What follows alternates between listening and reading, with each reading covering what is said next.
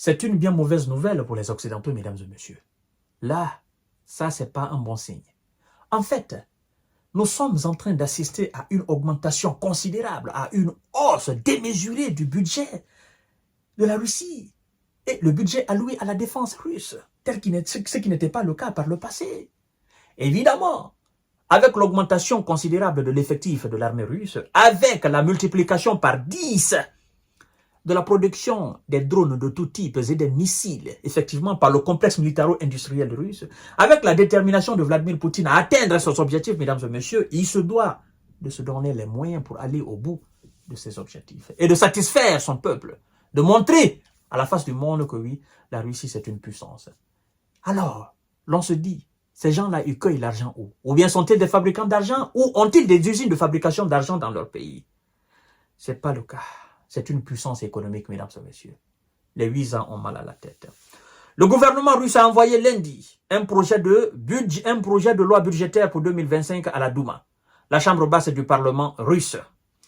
Et vous savez que les dépenses militaires ont explosé depuis 2 ans pour soutenir la guerre en Ukraine. En 2024, le budget militaire avait augmenté près de 70% par rapport à 2023, représentant avec les investissements de sécurité 8,7% du PIB, selon le président russe Vladimir Poutine. Et alors, les principales priorités du budget sont l'accomplissement de toutes les obligations sociales envers les citoyens, la garantie de la défense et de la sécurité du pays et la garantie de la souveraineté technologique, a déclaré le ministère des Finances russe dans un communiqué. Au total, mesdames et messieurs, les dépenses fédérales vont passer en 2025 à 41 milliards 500 000 de roubles, environ 400 milliards d'euros, une hausse de près de 12% sur un an. Le ministère a expliqué en détail, effectivement, comment les investissements seront répartis l'an prochain, mesdames et messieurs et mesdemoiselles.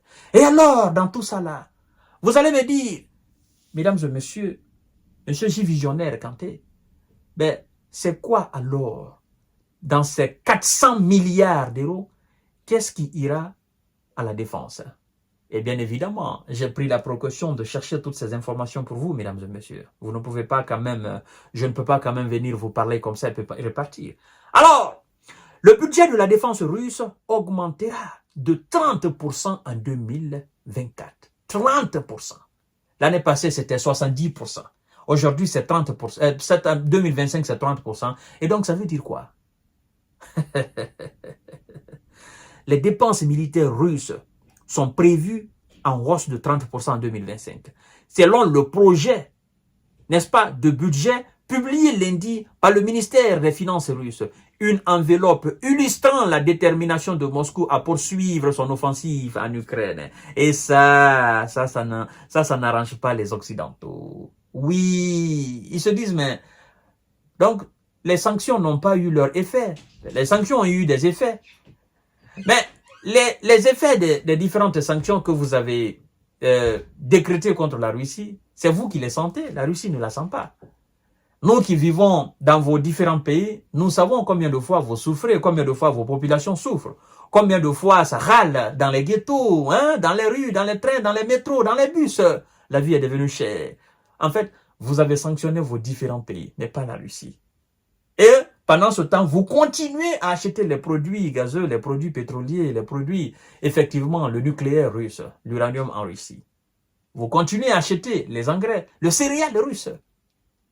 Et puis, vous dites que vous avez sanctionné la Russie. Chères dames, chers messieurs, chères demoiselles, dans ce texte, les dépenses de défense vont atteindre près de 13 000 milliards 500 000 roubles, environ 130 milliards d'euros. Le budget militaire national avait déjà explosé sur un an de près de 70% en 2024, selon des chiffres officiels. 130 milliards d'euros. 130 milliards d'euros, ça fait le budget de combien d'États africains? 130 milliards d'euros, ça fait le budget de combien d'États, de combien de pays africains? C'est énorme. C'est pourquoi je vous dis, en fait, vous devez savoir que la défense, c'est la colonne vertébrale d'un État. On ne joue pas avec sa défense.